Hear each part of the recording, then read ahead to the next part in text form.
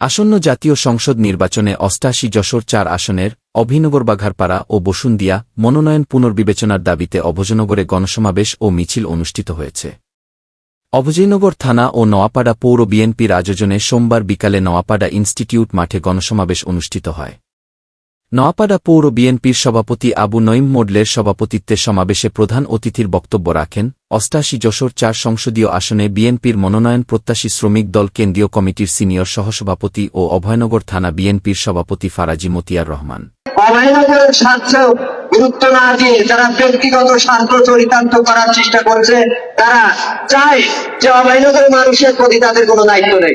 সেই জন্যই এই প্রোগ্রামের একটা কাউন্টার। আমরা চাচ্ছি কি, আমরা চাচ্ছি আপনারা এখানে উপস্থিত হয়েছেন, আপনাদের চাওয়া অভয়নগর থেকে যদি এমপি নির্বাচিত হয়, ৫০ বছরে একজন এমপি মনোনয়ন পাইনি ধানের এই অভয়নগর থেকে।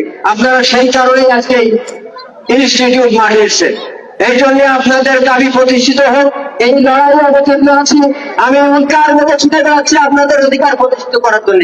সেই জন্য আমি আশা করি এই যুদ্ধ শেষ না হওয়া পর্যন্ত আমরা রাজপথে থাকবো। বিশেষ অতিথির বক্তব্য রাখেন নোয়াপাড়া পৌর বিএনপির সাধারণ সম্পাদক রেজাউল করিম মোল্লা, থানা বিএনপি সিনিয়র সহসভাপতি মজিদ বিশ্বাস, সিনিয়র যুগ্ম সাধারণ সম্পাদক অ্যাড. শহীদুল ইসলাম, নোয়াপাড়া পৌরসভার সাবেক মেয়র ও শ্রমিক দল নোয়াপাড়া শিল্পাঞ্চল শাখার সভাপতি রবিউল হোসেন। গণসমাবেশ সঞ্চালনা করেন থানা বিএনপির সাংগঠনিক সম্পাদক কামাল হোসেন। সমাবেশে বক্তারা বলেন, শ্রমিক দল কেন্দ্রীয় কমিটির সিনিয়র সহসভাপতি ও অভয়নগর থানা বিএনপির সভাপতি ফারাজি মতিয়ার রহমান একজন জনপ্রিয়, সৎ ও ত্যাগী রাজনীতিবিদ। দীর্ঘদিন ধরে স্থানীয় নেতাকর্মী ও সাধারণ জনগণের সুখ দুঃখে পাশে থেকে স্বৈরাচার বিরোধী আন্দোলন সংগ্রামে সক্রিয় ভূমিকা রেখেছেন তিনি, যে কারণে তাকে বারবার কারাবরণ ও মারপিটের শিকার হতে হয়েছে। তার নেতৃত্বে ৮ যশোর ৪ আসনে বিএনপির সংগঠন তৃণমূল পর্যন্ত শক্তিশালী হয়েছে।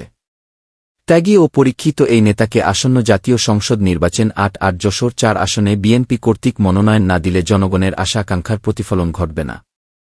তাই বিএনপির কেন্দ্রীয় নেতৃবৃন্দের প্রতি আহ্বান, এই আসনের মনোনয়ন পুনর্বিবেচনা করে ফারাজি মতিয়ার রহমানকে মনোনয়ন দিলে ধানের শীষ বিপুল ভোটে জয়লাভ করবে। সমাবেশ শেষে যশোর খুলনা মহাসড়কের নোয়াপাড়া বাজারে বিশাল এক গণমিছিল অনুষ্ঠিত হয়।